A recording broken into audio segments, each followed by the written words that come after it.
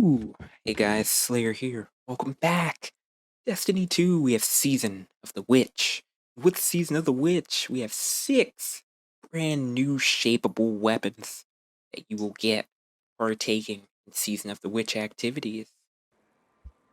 Alright, so as I covered in Season of the Deeps weapon guide, same thing here. You're going to want to use your Witch's Engram in the one slot to get the random assortment of weapons until you've at the very least discovered each of the weapons. That's kind of the general basis for everything.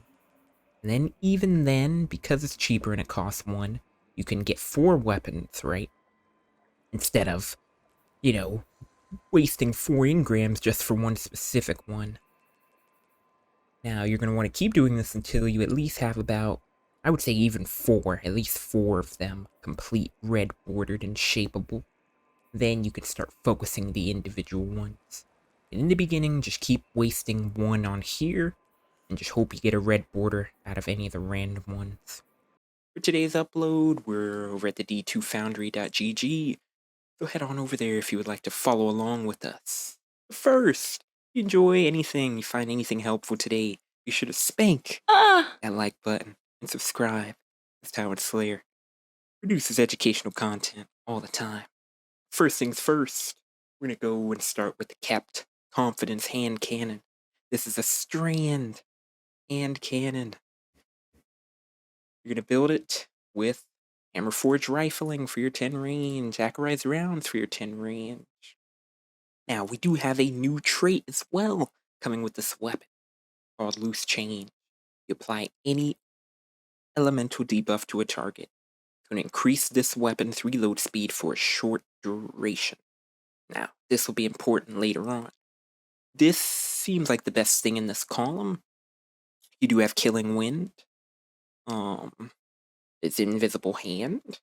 You'd leave missing targets, increase weapon stability for a short time. Lasts for a short duration after a target is hit. Minor thing, but you have Quick Draw if you want to build it for PvP. I'll show you guys that after. I'll do the PvE one first this time. So this is kind of how you want it, first 3 columns. Now for the 4th column, you have things like Harmony, Thresh. You do have Gust Shot Straight. You have Collective Action, as well as Multi-Kill Clip. I would go with something like Multi-Kill Clip, because you have to remember you have Loose Change on. And you're applying any elemental debuff, so like any Strand Unravel, Strand Suspend, Arc Jolt, any elemental debuff, so from your grenades, from your melee, your super, all that good stuff, will activate and proc your Loose Change. I like they call it Loose Change. So I would go with Multi-Kill Clip. Upon finishing a reload within 3.6 seconds of a weapon kill, you get ranks between 17% to 33% to 50% increased damage for 5 seconds, depending on the amount of enemies killed within 3.5 seconds of each other. Now, each kill within the time will contribute to 1 stack of the buff, maximum of 3, of course. Then buff is overwritten every time it is refreshed. So I would go with something like Multi-Kill Clip. Now I'll do a brief overview here of kind of the damage profile so far. Expect 6 more dedicated videos to each weapon with gameplay and all of that once we either get them shapeable or we get a somewhat desired trait combo we would like to showcase. So we're just going to briefly touch on this, nothing too serious. So with nothing active, the body shot will be 2,463, headshot will be 3,695. The first level of that, you're getting 16.7%, not even flat 17%. It's going to take you to 2874 body shot, 4311 on headshot. Get it to tier 2, you get to 33.3%. Looking at 3284 on the body shot, 4926 on the headshot. At max stacks, you get to 50%. Looking at 3695 on body shot, as well as 5542 on headshot. Not too bad. This would be a good combo here for PvE. Now, say you want to take this bad boy into PvP. Got you covered there too. You got Quick Draw. Weapon can be drawn unbelievably fast. On readying for 1 second, 100 ready/stow. Handling and 0.95 ready animation duration multiplier. Buff goes away as soon as ADS input is pressed. Then you will go with Eye of the Storm. weapon becomes more accurate, boosts handling as your health gets lower. Now, the basic things on this impact of 84, it is an adaptive frame as well. So reliable and sturdy, easy to hit your shots. The Nation of Beasts was an adaptive frame as well in your energy slot. So expect a similar recoil pattern to this hand cannon. Now, put these active. Bump the handling to 100. Drop that off. When Eye of the Storm procs, when you're at low health, you'd be sitting at 75. So pretty good. Now, another alternative to Eye of the Storm could do multi-kill clip for PvP as well, or even gut shot straight. You got some options there. Give you 20% more. Take it from 2463 to 2956. Now, lastly, to wrap things up, the new origin trait coming with Season of the Witch weapons is Head Rush. Standing up after crouching for a short time grants the weapon a brief period of improved handling and reload speed. Now, due to the origin trait, it's definitely more PvE focused in that regard because of that reload speed. That's why I made the mention of the loose change. That's going to give you weapon reload speed as well for short duration. Not actually showing how much it's doing. If I come down here, reload time 2.95. Okay, it's not showing you anything. It's not adding anything to it, unfortunately. But we could do a little quick math. It's at 40 right now. It wouldn't be too much. Maybe this is like 10 or plus 15 on loose change. Give or take, it wouldn't be nothing too crazy. I don't think. At least for loose change. The origin trait is where it would be more because in your artifact, you will, in, I believe it's in third column, where it'll buff all these origin traits. When you get that one, then this will probably do quite a bit. But it's not showing you here, so you'd have to do testing on that. But moving on, our Eleatic Principle is our arc machine gun. Now, you could go up, actually, the range is 26. Let's keep that in mind. You may want to bump the range as well. It just seems you're always bumping the range. So you could do that. Then you can do high caliber rounds. Tier 1 to 2 miners can be repeatedly staggered. Higher tier combatants stagger quicker. So you'd go something like that.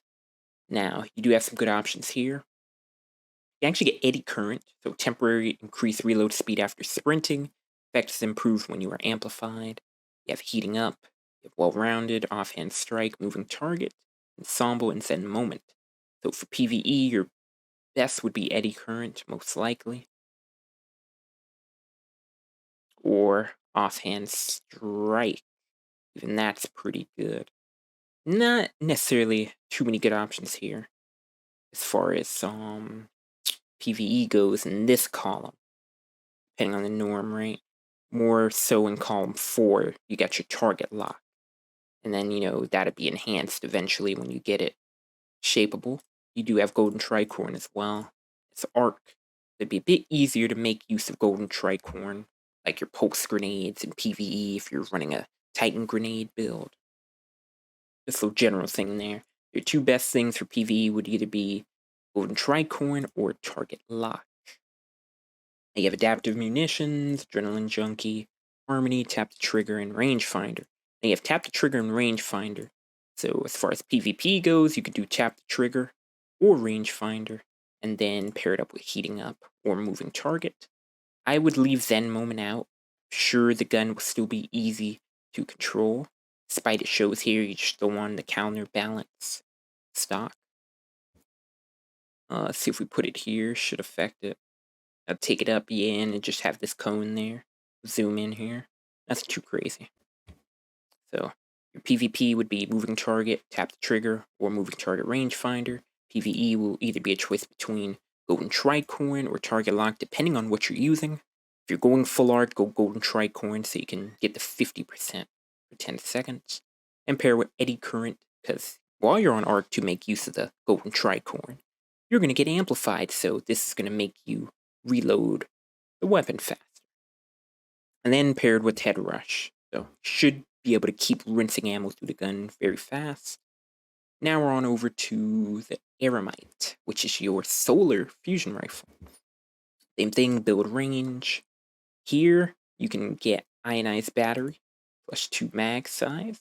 You don't care about dropping reload speed because of the origin trait. Now, in particular for this one, that interesting assortment of traits. You do have lead from gold, but we have a new one here, Heal Clip. Reloading shortly after dealing a final blow grants cure to you and your nearby allies. So that may be a good pick here. You do have things like Pulse Monitor as well. You have Envious Assassin. Kind of hover over these as well. You could pause here, but these are minor things. Don't really care about that on a fusion rifle. So you'd be looking at Heal Clip to make use of utility with it. Or lead from gold, so you have enough ammo. Pulse Monitor would be something good for PvP. So say you go with either of these, right? You do have Cornered in 4th column, so faster charge time, draw time when surrounded by combatants. This you may want in PvP. Now you do have High Ground, which I believe is a new thing as well. But you gain bonus damage when attacking targets from higher ground. We'll have to see what we can do with that. But this can also get controlled bursts, so as we mentioned in our Last Wish raid weapon video, controlled burst is a very strong trait for fusion rifles. You land every shot, will grant weapon increased damage, reduced charge time for a short duration. That damage will be by 20% and decreased charge time by 10% for 2 seconds. Now you have Golden Tricord. In the event we get another solar focused season, or if you have a good solar build to make use of this. Maybe you're using Trip Mine Hunter. Use Golden Tricorn, get that 50% buff to have the fusion rifle put out a bit more punch. Now let's take a quick look at the damage profile. Looking at 82.29 on the body shot. Say we do Golden Tricorn, you get the first tier. You get 15% to 94.64. Get the 50%, you're looking at 12,344. If you're doing anything with solar grenades, get your Golden Tricorn on this fusion rifle. You do have Reservoir Burst as well, which will also give you another +1 in the mag. Now with Reservoir Burst, it gives you the 25% buff, so you're looking at 10,287. Golden Tricorn will still give you the most. If you're doing solar focused grenades, use Golden Tricorn. You can still have your Heal Clip, or you can go with Envious Assassin if you want some more magazine size, up to 18 in that bad boy. And then you have 10 seconds, provided you get that 50% damage buff. So 10 seconds to shoot 18 rounds of 12,344 damage. This may even be your best thing here for PvE. This doesn't look too much to be a PvP type of fusion rifle, but you definitely can, because you have Cornered, and you have High Ground. Same thing, High Ground, that can work and give you a considerable damage boost. Now, it doesn't actually show you it doesn't even say a value, it just says gain bonus damage when attacking targets from higher ground. So maybe you're a warlock using heat rises. Anything with high ground may do you good there. Now, real quick, I'm going to go back to this before I move on. I want to see here. No, this does not have high ground. Imagine if this had high ground. That would have been too broken, so they thought of it balancing there. If you had some type of, an SMG, auto, maybe pulse, maybe even scout, or hand cannon with high ground and you could heat rise with it, you would very benefit from it. But otherwise, you could do Cornered, PvP Cornered, and Slick Draw. That's really the best thing I can think of for you there. Final Blows grant additional weapon range. Could do that. Offhand Strike could be the thing. But this is more definitely a PvE fusion rifle. Moving on to Locus Locutus. You're gonna build range. You're throwing accurized rounds. Now, interesting perk combination here. All these ones down here, right? Ensemble, Wellspring, Steady Hand, Surplus, and even Discord are definitely your last slots. You're going to be looking between Overflow and Keep Away. Overflow is going to overflow to mag when you pick up Special or Heavy. Max out at 100% increased mag. Keep away, as you know, increase reload range and accuracy when no targets are in close proximity. Now, hear me out here. You have opening shot in fourth column. I think this will be good as well. You pair that, opening shot, keep away. But we have high ground on this sniper. Now what I'm thinking here is, you want to get real tactical with your team. You have your warlock using heat rises in your comp and trials. Don't know exactly how much damage this does, or I don't. If you guys do, let me know down below. But you go offside on one of the maps, maybe burnout. You know, burnout, you can swing out to the left, right? Any open air, you can swing out and make use of heat rises. Say you hit them in the body good. It should crack all their shield regularly as a sniper hit. So with high ground, it might get them literally to maybe 2 taps with any other gun. So coordinate that with your team, and they're ready for the follow-ups there in that regard. Just for a little something fun, right? Otherwise, you would do opening shot, play on the ground with it. Still, you could heat rise and do it. Heat rise here with high ground, you gotta see how much damage this does. That's kind of my thing there for the PvP. PvE, you got overflow. You have as much ammo as you can. You do have box breathing as well, which give you bonus range and precision damage. Rolls headstone because it is stasis, and it rolls kill club. So you have good options here as well, depending on the tier of content you're doing. Now moving on to the Semiotician, your strand, rocket launcher. Right here, let me see if I remember my stuff still. You're going to want one of these with velocity, correct? Or the blast radius. Maybe this one here, quick launch. You go with quick launch. Do alloy casing for... Actually, you may not even need that for reload speed due to the origin trait. Still don't know the concrete value because it doesn't show you when you equip it. So that kind of sucks. So then in that event, you can go with the implosion rounds. Use 10 blast radius. Could go with high velocity rounds. Either or. High velocity probably your best bet there. You do have field prep. You also have impulse amplifier as well. More increased reload speed. You should be able to pretty much max out your reload speed when that origin trait procs. You keep sending rockets at them. Interesting, it has perpetual motion. That's interesting to see on a rocket launcher. Is there any other rocket launcher with perpetual motion on it?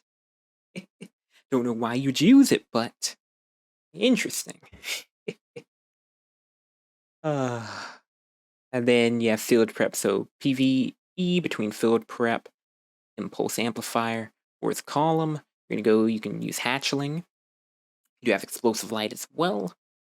Grenade launchers increase explosive damage by 60%. Rocket launchers do 25%. You also have bipod as well. It kind of did a slight buff. Now, it decreases damage by 25%. I think before it did 40 or 50%, but now it's not too bad. So that might be usable, but I'd recommend like hatchling, and you do some type of strand setup with it. Interesting things here, though. Weird to see perpetual motion even rollable on a rocket launcher.